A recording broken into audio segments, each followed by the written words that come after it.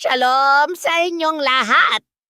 Ngayon ay tinitingnan natin ang Korinto Kabanata 4, versikulo 8.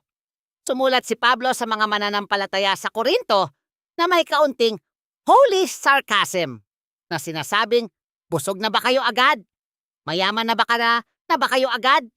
Naging hari na ba kayo kahit wala kami? Sana nga ay naging mga hari talaga kayo para makabahagi kami sa inyong paghahari. Ang mga taong kausap ni Pablo ay nagkamit na ng kayamanan at kapangyarihan sa mundo. Ngunit nakalimutan nila ang isang mahalagang katotohanan. Ang Diyos ang nagbigay nito sa kanila. Nakatuon sila sa pagtatayo ng sarili nilang kaharian sa lupa sa halip na mapagtanto na ang kanilang mga pagpapala ay ibinigay para sa isang tiyak na layunin. Upang maging tunay na mga hari, dapat nating alalahanin na si Jesus ang ulo ng kaharian.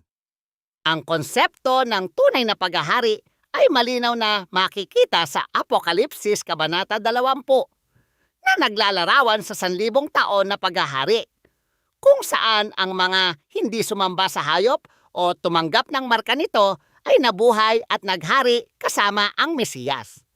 Ngayon, gusto kong marinig mula sa inyo sa pagtingin sa mga pagpapala sa inyong buhay ngayon. Ang inyong bahay, trabaho o pamilya, ginagamit nyo ba ang mga ito para itayo ang sarili ninyong kaharian? O ginagamit nyo ba ang mga ito para sa kaharian ng Diyos? Ipaalam ang inyong mga saloobin sa comment section sa ibaba.